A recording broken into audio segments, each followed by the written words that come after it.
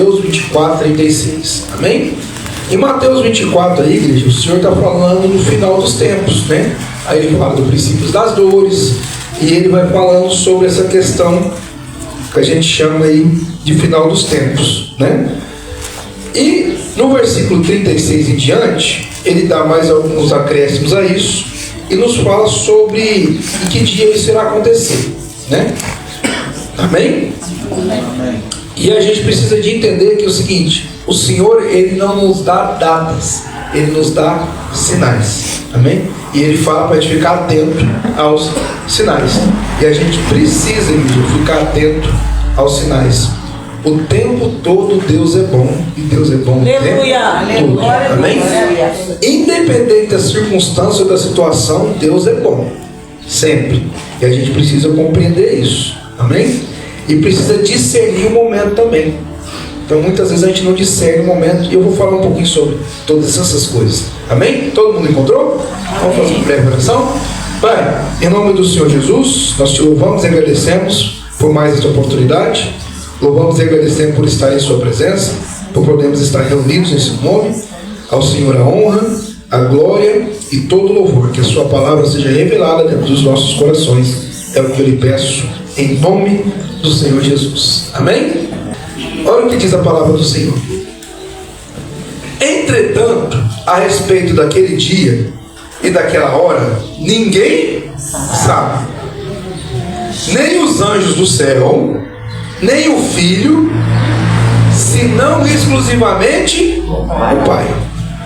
Como aconteceu nos dias de Noé, assim também se dará por ocasião da chegada do Filho do Homem. Então o que a palavra está dizendo?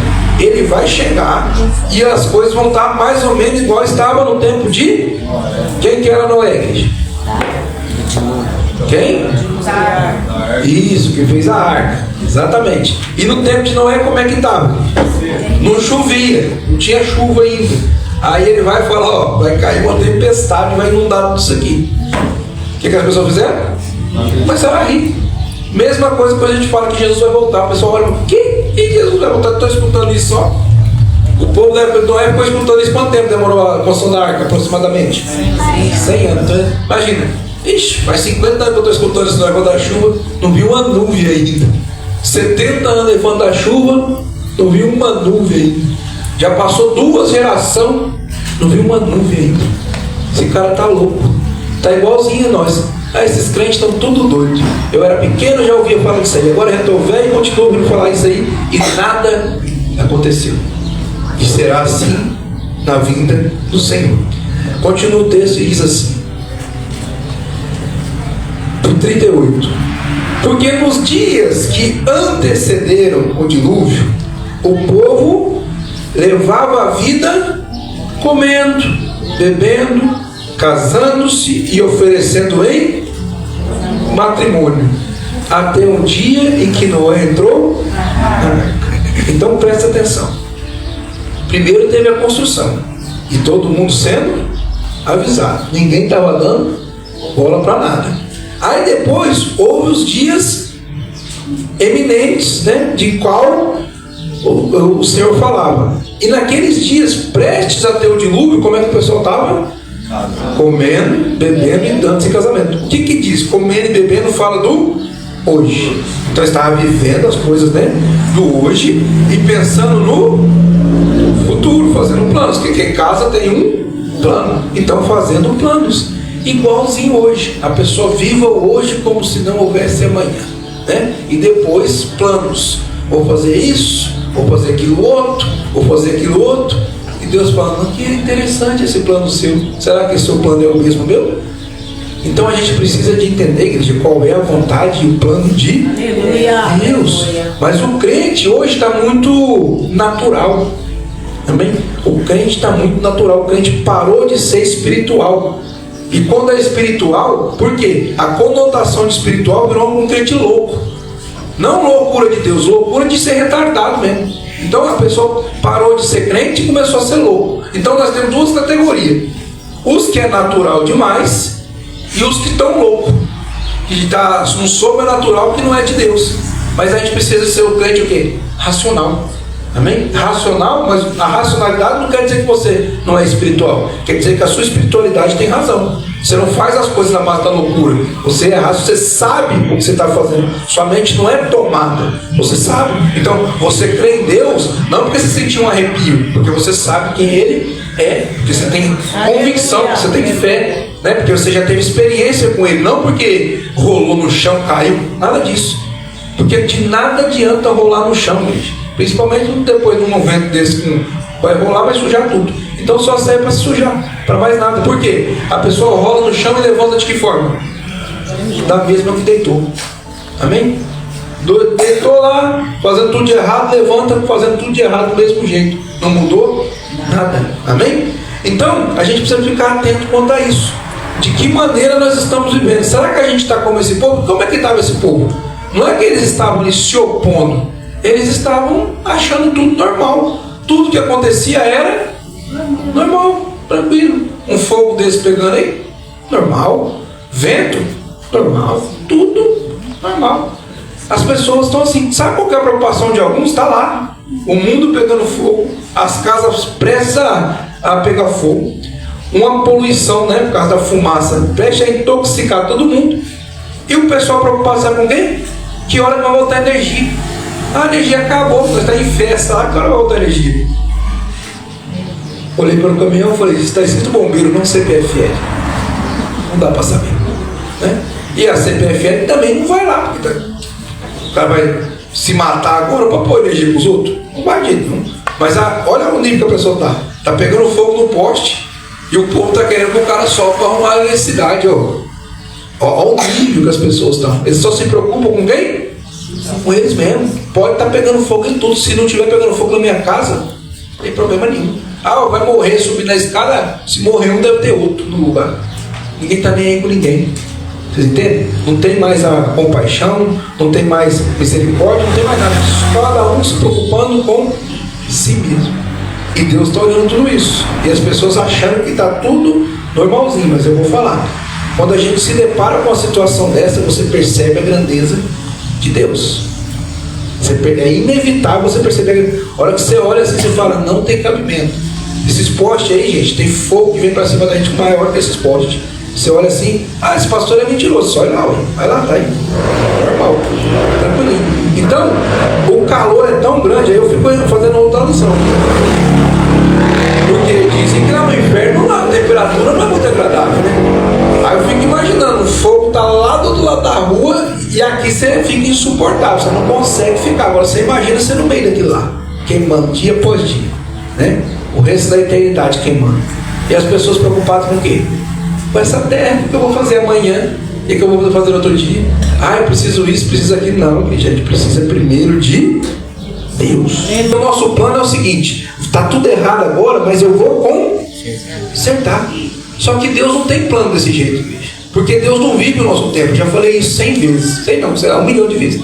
Deus não vive o nosso tempo. Então Deus não vai esperar acontecer tal evento. Não. Deus vive o tempo todo. O tempo todo. Né? Que é o chamado de Kairos. Ou seja, não tem presente, passado e futuro. É o tempo todo. Para Ele. Não divide igual o nosso. O que eu estou dizendo com isso?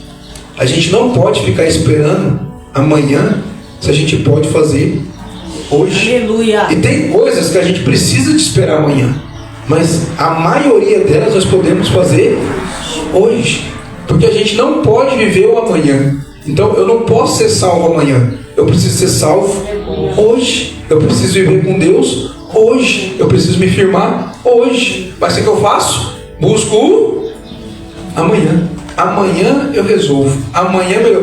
E tem outras coisas também. Às vezes a gente fica esperando que as coisas se resolvam. Você acha que quando começou a chover o povo desesperou? Não, querido, não é que nem no filme não. 1 minuto depois está tudo sobre as águas, não. Começou a chover, o povo está normalzinho. Ó, que legal, vamos fazer uma festa, aproveitar essa chuva, dá calor mesmo. É assim que funciona. Não, daqui a pouco para. Vamos continuar. Não, está chovendo. Faz tempo que está chovendo. Normalzinho. Vamos subir para a colina que nós se salva. Vamos fazer isso, vamos fazer aquilo, cheio de planos. Amém? Não, semana que vem para de chover, né? Volta tudo normal. E continua fazendo planos. Mas a palavra de Deus diz que foi quanto tempo chovendo? 40 dias e 40 noites, igreja. Vocês estão entendendo? Ou seja, a coisa é gradativa, não é de uma vez que acontece. Só que as pessoas estão tão despercebidas que nem estão percebendo, não estão prestando atenção em nada. A água está subindo e a pessoa está preocupada. Aí eu fico vendo gente preocupada com sua casa, com seu carro, com seu... Vendo tudo isso, é muito passageiro e ó, tranquilinho. Tá lá o cara com a fazenda enorme, de repente vem um fogo e fica só poeira. Então é assim que funciona, é que você ficar atento. Será que eu preciso trocar a glória de Deus, trocar a minha vida com Deus por coisas terrenas, naturais? Será que realmente vale a pena eu ficar esperando para me consertar o que eu posso fazer agora? Baseado em que eu vou ficar esperando? Continua o texto, né? E diz assim, 40. Pois dois homens estarão na lavoura, e um será arrebatado, mas o outro será. Duas mulheres estarão trabalhando no moinho, uma será arrebatada e a outra ficará para trás. Por isso, vigiai, porquanto não sabeis em que dia e nem em que hora o nosso Senhor virá. Amém? Igreja, então, a gente precisa ficar de que maneira? Atentos, vigiando. Qual que é o problema? Se a gente não consegue ter atenção, como é que vai vigiar? Não é verdade? Porque para vigiar é necessário ter atenção. Vou explicar isso naturalmente falando, né? Você está lá vigiando um patrimônio, você é um vigia. E de repente passa o mesmo carro, sem placa, 4 vezes pelo local.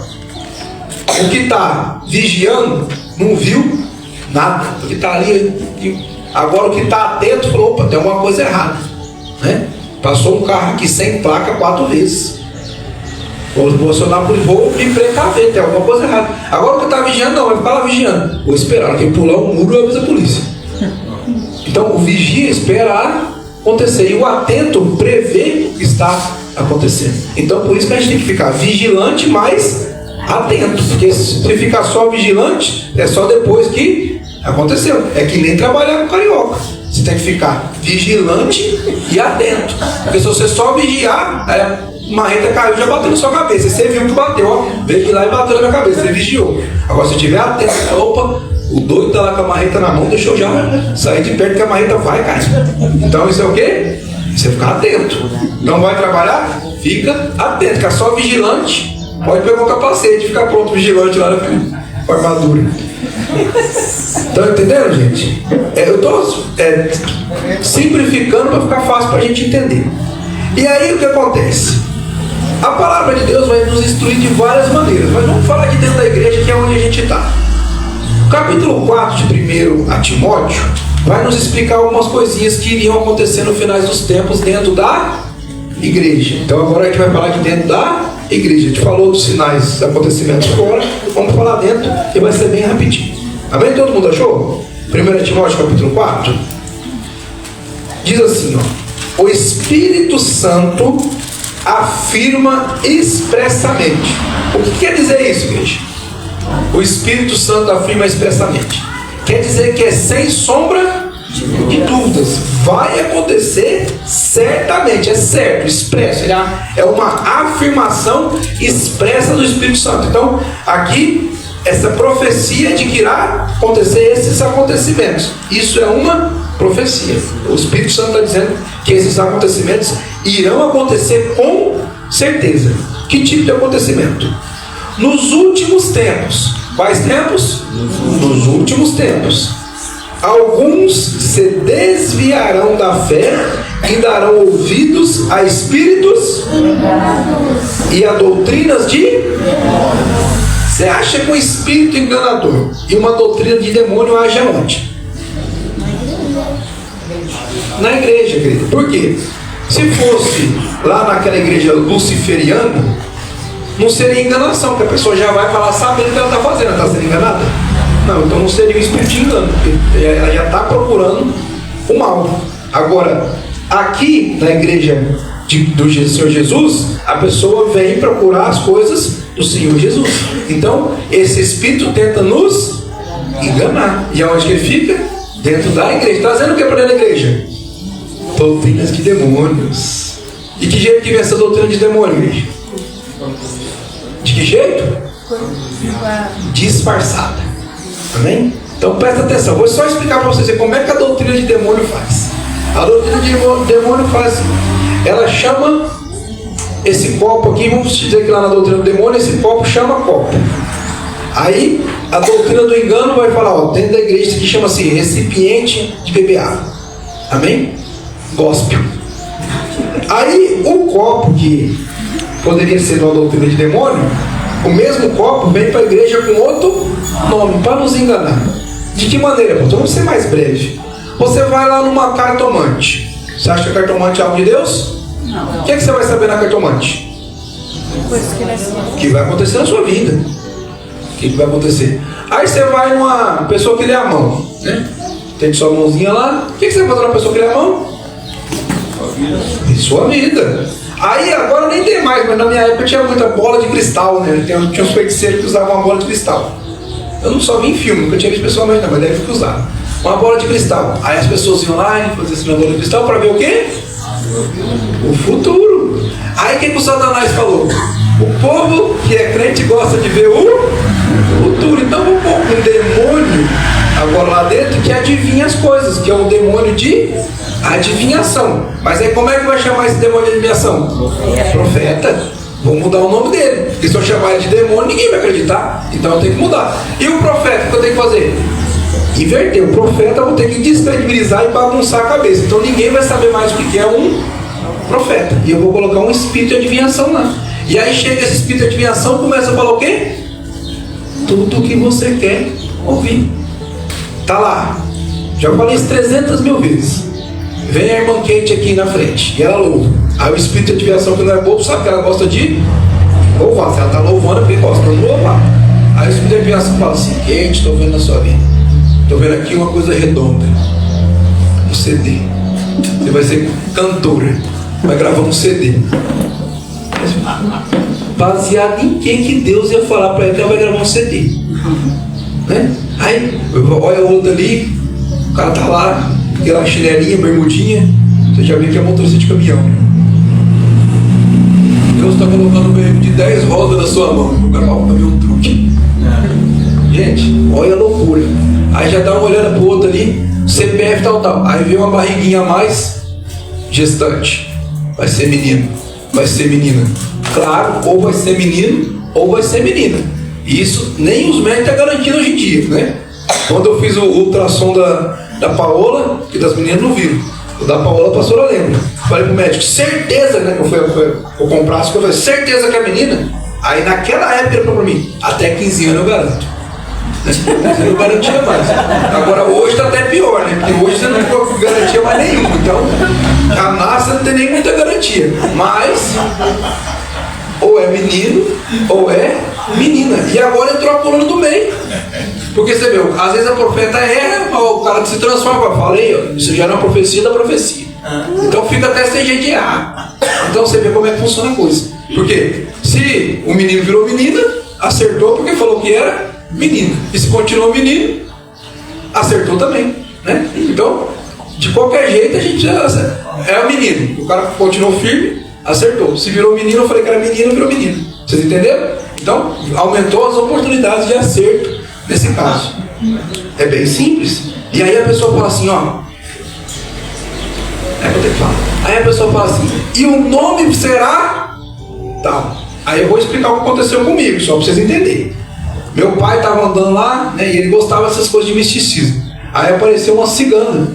Olhou para ele, falou, sua mulher está grávida, né? Tá. E o nome dele será José de Arimateia. Aí meu pai é muito doido, falou assim, mas não pode ser Paulo, que ele não gostava do nome de José, ele foi um doido inteligente, né? Ele falou, não pode ser Paulo de Arimateia. Tudo bem, Paulo pode. Eu falei, ó, você vê que já até tem uma pequena mudança. Aí dentro da igreja, como é que funciona? Mesma coisa. Você terá um filho. E o nome será tal. Mas se a gente for inteligente igual meu pai, o que você fala? Mas não pode ser tal nome. Mas aí a gente acredita mais piamente. Se o povo do mundo é mais inteligente, né? Se meu pai que era mundano, falou assim, não, mas José, vou chamar meu filho de Zezinho? Não, vou mudar o nome dele. Eu gosto de nome Paulo, eu gosto de José. Eu vou pro Paulo, depois depois. Então pode ser Paulo de Arimateia? Pode, beleza. E foi profético, né? Pra falar a verdade. Então, deu certo. Agora você imagina se em vez de uma cigana fosse dentro da igreja um profeta. Rapaz, o cara acertou, o cara hoje é pastor. Naquela época, você lembra? Falou que o nome dele era José de Arimateia, mas mudou para Paulo de Arimateia e agora tá lá. Acertou ou não acertou? Acertou. Mas tem alguma coisa de Deus na cigana falar isso pro pai? Não. Então vocês estão entendendo que os espíritos enganadores eles vão vir para dentro da igreja? Olha os profetas de hoje em dia. Só se olhar os profetas de hoje em dia, né? Os profetas, eu posso dizer, como que eu posso dizer? Os profetas que prosperaram no seu ministério profético. Ferrari, Porsche, altas mansões, viagem para os Estados Unidos. Vai falar para mim que está profetizando? Tá nada, querido. Aí você vai profetizar lá nos Estados Unidos, lá em Las Vegas. Eu vou profetizar lá na Disney. Vai nada, querido. Vai nada. Vai profetizar lá na África. Vai profetizar lá onde o pessoal é pobre. Vai profetizar onde todo mundo é milionário. Vai não, querido. Aí os profetas vão. Tá lá o coitado lá na porta lá passando fome. Não recebeu nenhuma revelação. Aí aparece o artista. Deus está falando que você vai ser um grande homem de Deus. Vai nada, tá vivendo uma promiscuidade, vivendo ali numa sacanagem danada, fazendo tudo de errado, e Deus está falando que vai prosperar, que vai dar tudo certo. Vai nada. O máximo que Deus poderia falar para essas pessoas é o quê? Se converte, se arrepende e volta para os caminhos do Senhor. É o máximo. Deus não vai falar que pecador vai ser abençoado nunca. Deus vai trazer arrependimento para pecador. Isso no final. É o que a palavra fala. Agora, o que acontece? O engano? Você vai ser abençoado. Vai não, querido. Você precisa de consertar. A vida está toda atrapalhada, você vai ser abençoado? Vai se você consertar. Mas não. Então vocês estão entendendo como é que funciona? Aí tem outro espírito ruim. Qual que é o espírito ruim? Lá nos centros de feitiçaria, as pessoas rodam e caem. Não sei se vocês já viram isso aí acontecer. Aí, para onde que a gente trouxe isso? Para a igreja. Vamos começar a rodar e cair. E eu suspeito, não estou aqui falando agora, sou eu falando, viu? Não é a palavra não. Eu suspeito que esse demônio ele age muito na região dos Estados Unidos. Por quê? Porque tudo quanto é porcaria que vem para dentro da igreja brasileira vem de lá. Começa lá e depois vem para cá. É sempre assim. Eu não sei se o Brasil não tem muita criatividade para tapiar os outros, tem que pegar de lá. Então, é de lá que acontece. Só que o que não tem de criatividade tem de cabeça fraca, de ser tonto. O que falta uma coisa sobra na outra, né? Criatividade para tapiar não tem, mas para ser enganado não precisa muita coisa. Então vem de lá, o espírito cai e começa a derrubar as pessoas com um paletó. Cai todo mundo. Aí depois vem o espírito soprador. Cai. Para, querido. Isso é tudo doutrina de demônio. Tudo coisa muito. Pastor, tem certeza que não é de Deus? Presta atenção. Uma mulher que revira de cá e fica com as pernas abertas para a igreja, passando uma vergonha danada, isso espera do Espírito Santo? Não é, querido. É bem simples. Pastor, mas você não tem. Não tem. O Espírito Santo não vai vergonhar ninguém. De maneira nenhuma. Não vai fazer isso. Vai tomar a mente da pessoa, a pessoa ficar rodando nem um helicóptero? Vai nada. Você está doido, caindo. Assim. Não vai. Uma manifestação demoníaca. E aonde está acontecendo isso? Dentro da igreja. Amém? Você não vai falar assim, e a igreja de Atos estava lá, todo mundo na loucura, pulando, gritando, rodopiando. Não. Houve o Pentecoste, ou todos falavam em línguas. Amém? Havia um mover do Espírito Santo. E quando há um mover do Espírito Santo, o que há? Presença do Espírito Santo. Então, a cura, a milagres, a transformações, há isso, mudança de vida. Não vai acontecer só, não, o Espírito Santo esteve aqui, como é que você sabe? 25 pessoas caíram, 3 se machucou e 2 feridas. Isso é coisa de tragédia, filho, né? Ué, Espírito Santo, tô com a coluna arrebentada, por quê? Bicho, caía aquela hora lá, rapaz do céu. Ué, tô doido, agora o Espírito Santo deu uma rasteira e derrubou, não machucou sua coluna. É possível. E a gente tá o quê? Acreditando em tudo. Acreditando em tudo. Aí tá lá o desempregado. A pessoa já olha o perfil do desempregado. Tem o desempregado que não gosta de trabalhar e tem o que está desempregado, né? Aí o profeta vai falar o que para o desempregado? Vai abrir uma porta de emprego para você. Isso é óbvio, querido. Se você está querendo trabalhar com um monte... Só lá na nossa cidade, nós já vimos um dado. Só na usina tem mais de 200 vagas de emprego. Nos postos de combustível. Tem serviço está sobrando aqui. Então, claro que vai abrir uma porta. Isso aí, a não ser que a pessoa não queira. E vai abrir de qualquer jeito. Você sabia disso? Você está na sua casa, estou só te ligando. Ô, você não quer vir trabalhar não? Porque não está tendo, não está achando. A mão de obra está escassa. Então, isso está acontecendo. E as pessoas estão o quê? Casalzinho novo ali, ó. Daquele casal aí que eu vou casar eles, por exemplo. Daqui uns meses, daqui uns anos, vão ter filhos. Isso é o que? Uma profecia, né? Natural. Casou, vai ter filho normal. Vai acontecer, né? E vai ser menino ou menina, querido. Marca aí na sua agenda. Ou menino ou menina, certeza. Pronto. Então vocês estão entendendo? E põe um nome bonito, pelo amor de Deus. Vai, eu não vou nem falar o nome, não. Nada desse não trabalha. É um bonito na criança. E pronto, e outra coisa, já profetizei primeiro, então se vir outro falar, já recebi a profecia, o pastor vai pôr o nome que eu quiser e que vai ser menino ou menina. Já está profetizado. É assim que funciona, entendeu? Então a gente precisa o quê? Entender que essas doutrinas demoníacas que vêm para dentro da igreja não devem ser aceitas. Aleluia! E aí sabe o que acontece? O demônio ele é inteligente, é um demônio inteligente. O que ele faz? Quando ele vê que ele não está sendo aceito em algum lugar, o que ele faz? Vai para outro, porque não tem muito tempo para enganar os outros. Então, aí o que as pessoas falam? Ah, aquele ministério não é aceito. Como o ministério não é aceito? Se for um ministério de Deus dentro da casa do Senhor, vai ser aceito em todo lugar. Em que igreja que você vai pregar a palavra? Você fala, não, aqui nós não aceitamos a pregação do Evangelho. Existe? Então você precisa entender como é que funcionam as coisas, essas doutrinas que vão entrando para dentro da igreja. Amém? Vamos continuar aqui? Eu não termino? E darão ouvidos a espíritos enganadores e a doutrinas de demônios, sob a influência do quê? Da hipocrisia. Olha só, sabe o que está acontecendo aqui? O escritor, que é Paulo, escrevendo para o filho dele, espiritual Timóteo, está dizendo, ó, você sabia que no final dos tempos a igreja vai ter muita hipocrisia? O que é hipocrisia? É pregar o que não vive. Aí o profeta está lá profetizando para todo mundo, só não profetiza na sua vida. Só não enxerga a sua vida. Está com a vida arrebentada, mas só não enxerga a vida dele. Está lá o profeta, a mulher dele não é crente, os filhos não é crente, todo mundo. E o cara é profeta, normalzinho. Só não enxerga a vida dele por vinagre. Né? Está lá tudo errado, vive no meio da mentira, mas tudo tranquilo. Ninguém enxerga nada. A hipocrisia. Dentro da igreja, uma espiritualidade violenta. Lá fora, presença de Deus, zero. Mas está aqui. Agrada tudo que é homem, mas não agrada a Deus. Mas está aqui. E sabe qual é o problema de tudo? Vou te mostrar o problema. A pessoa não é culpada, não. Agora eu vou te mostrar o que acontece. Olha só. Sob a influência a hipocrisia de pessoas mentirosas que têm a consciência cauterizada. Então o que acontece? Essas pessoas, com o passar do tempo, elas ficam com a mente cauterizada. O que é uma mente, uma consciência cauterizada? Elas ficam insensíveis à realidade, porque acostumou. Eu vou explicar um negócio para você bem facinho. O carioca vai saber igual eu. Quando você vai para um lugar, uma periferia, onde o crime impera, ser criminoso é natural e é legal.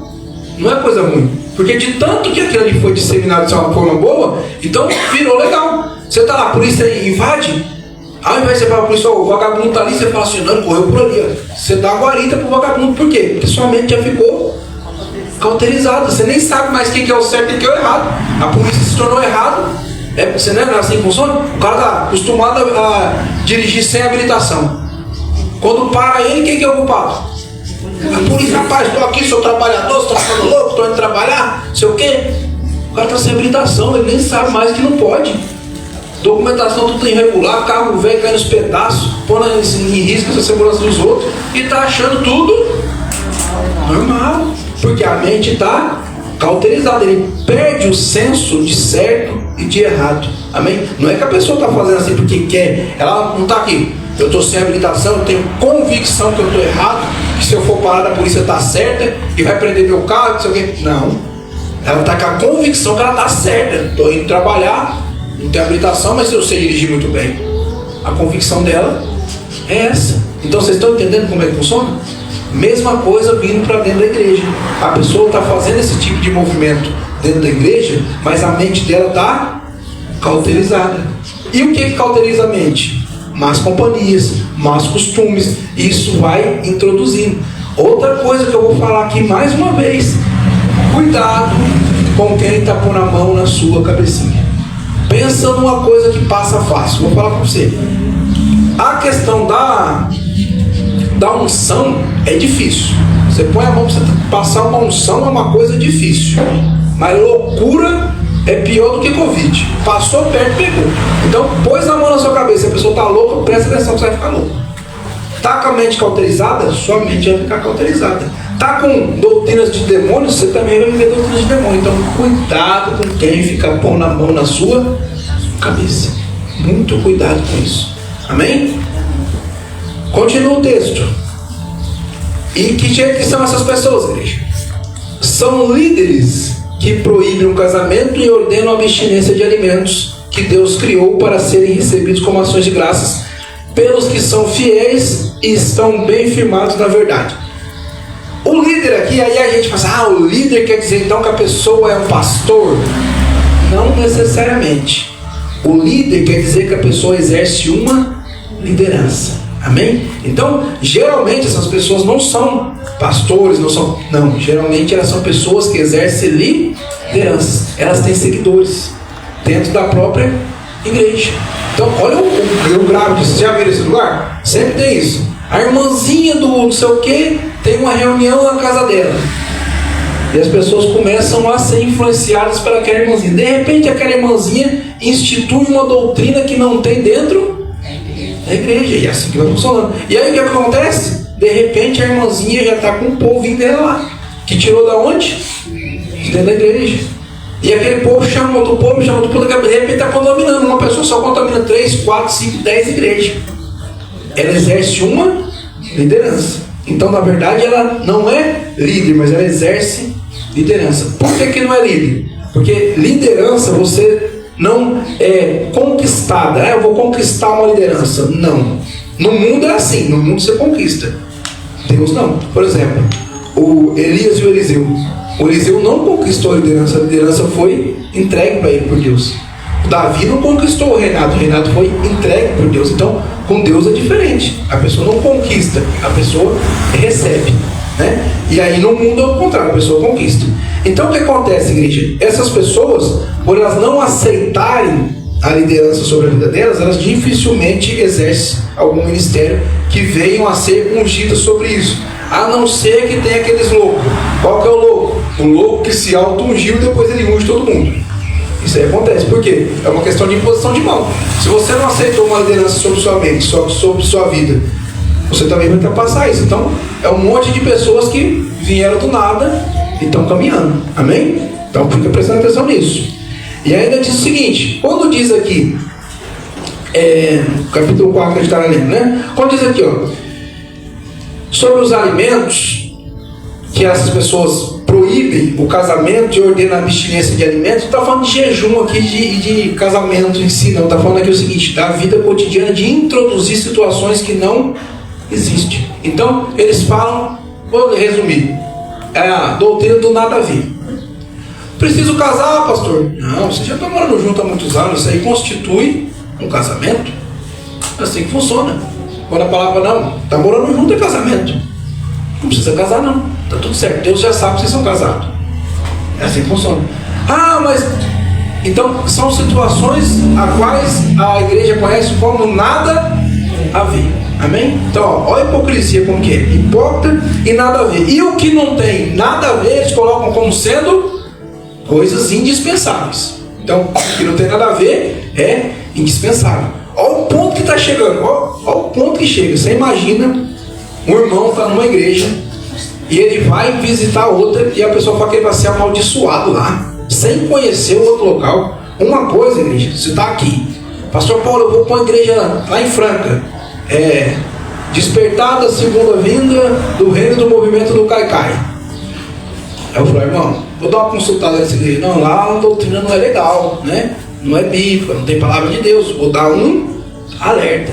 Agora, eu não vou de maneira nenhuma falar que você vai ser amaldiçoado, e muito menos Pastor, eu gostaria de visitar, sei lá, a igreja. Vamos ver que igreja. Não vou falar nenhum nome, não. Uma igreja lá. E aí, vai, irmão, normal. Como é que eu falo que você vai ser amaldiçoado? Olha que loucura que é essa. Sabe, as pessoas querem segurar as pessoas dentro da igreja, sabe com quê?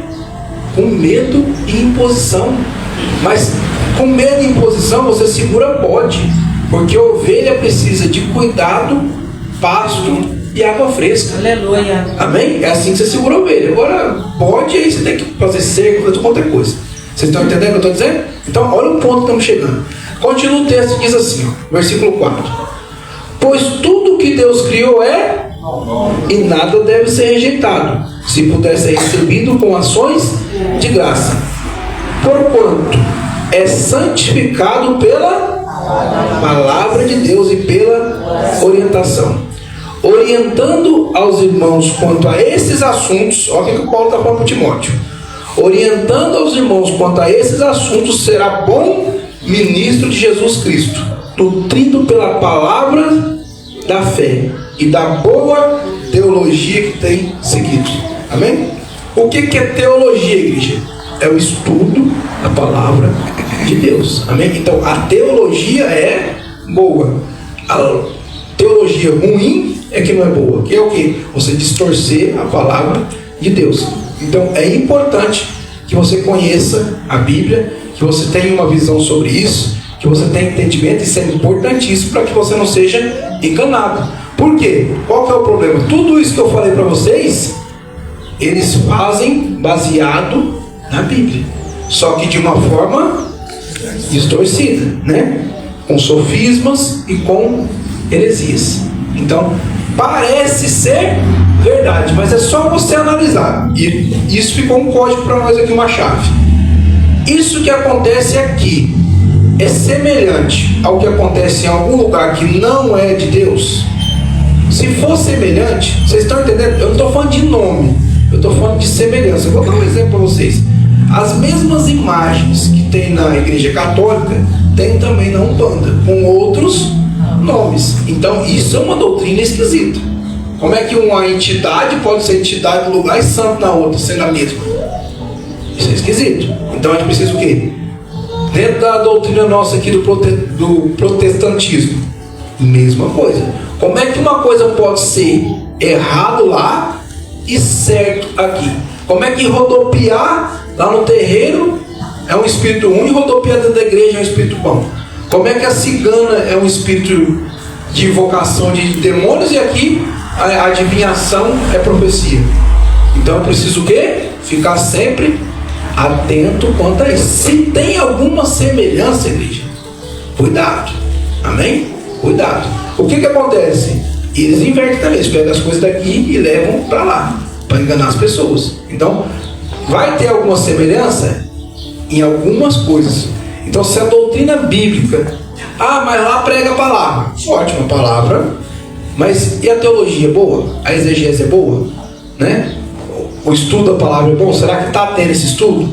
Porque abrir a Bíblia e ler um versículo não é ter palavra. Então a gente precisa de... Então, qual que é o engano? Abrir a Bíblia e ler um versículo. Então tem palavra, não tem palavra. Tem um engano. Então do mesmo jeito que o engano vai daqui para lá, vem de lá para cá. Por isso precisa de discernimento. Aleluia. E quem que dá o discernimento? O Espírito Santo, igreja. Então você vê que a função do Espírito Santo não é te rodar, não é te deixar louco, não é te jogar no chão. A função do Espírito Santo é te ajudar a ser salvo. Aleluia. Por isso que a palavra de Deus diz: vocês acabaram de louvar aqui, não foi isso? Eu vou ao Pai, rogarei ao Pai que envie o Espírito Santo Consolador. Para quê? Pra vocês não ficar sozinhos. Por que eu não posso ficar sozinho? Porque sozinho a gente só faz caca, só faz besteira sozinho. Então, ó, não vou deixar vocês sozinhos. Eu vou ao Pai, mas rogarei que envie o Espírito Santo. Aí o crente não tem o quê? O Espírito Santo. Aí que jeito que ele está? Sozinho. Mas aí ele entendeu que o Espírito Santo é ele ficar fazendo ser louco. O Espírito Santo não é ser louco. O Espírito Santo é você seguir a palavra de Deus. Aleluia. É isso que é o Espírito. Eu tenho o Espírito Santo? Tem. Como é que está a sua vida? Totalmente contrário à palavra de Deus. Dificilmente você terá o Espírito Santo na sua vida. Você vai ter outro tipo de Espírito. Se você tem o Espírito Santo, ele vai te gerar convicção em Deus de você fazer a vontade dele. Aleluia. Bem fácil. Não, eu tenho o Espírito Santo. É por quê? Eu caio no chão. Eu tenho o Espírito Santo por quê? Eu rodo. Eu tenho o Espírito Santo por quê? Porque eu falo em línguas. toma cuidado com falar em línguas. O carioca ontem estava falando em línguas lá na mesa lá. Eu falei, rapaz, você deve estar vendo todo mundo em outro lugar. Perguntei pra ele, vai querer mais maionese? Eu disse, alava salve lá, só faltava essa, né? Vou ou não vou? Aí ele falou assim, não, eu confundi. Eu falei, rapaz, tá falando em línguas, eu perguntei. Então, ó, pra você ver o ponto. Então, quer maionese, o cara responde em línguas. Aí se tá numa igreja de louco, que eles falam, esse pessoal caiu aqui na mesa, já conversava com o reteté. Já não pode nem embaralhar a voz mais. Então, pastor, existe o dom de línguas? Claro que existe, não estou falando que não existe. É uma evidência? É uma evidência, mas não é apenas essa evidência. Por quê? O que tem de gente enganando os outros também, falando línguas estranhíssimas dentro da igreja, que não são provenientes do Espírito Santo, para quê? Para gerar um ar de espiritualidade, que é o que a gente estava falando nisso. Já vou terminar. A gente estava falando sobre isso. Então, a pessoa está aqui. Aí o negócio não estava indo bem, aí ele já solta uma cara, bichão, aí tem um dom, hein? Aí sim. Que é o que? Para ajudar a nos enganar. A pessoa não está. Então, se a pessoa conhece a Bíblia, o que a Bíblia fala? Paulo ensinando, eu prefiro falar 10 palavrinhas que vocês entendem do que 1000 que vocês não estão entendendo. Então você vai falar, opa, o cara está falando só em línguas, metade do culto ele falou em línguas.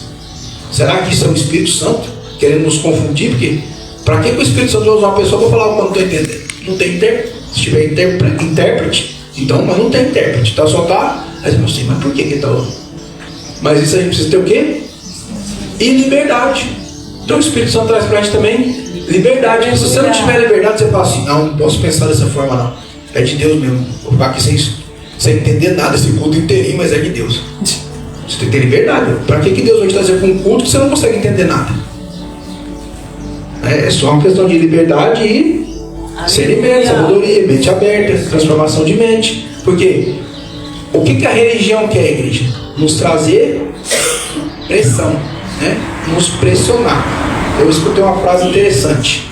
A religião nos mostra um Deus, né?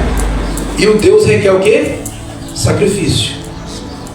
A igreja verdadeira nos mostra, através de Senhor Jesus, um Pai. E um Pai que é o quê? Obediência. Então a diferença basicamente está aí.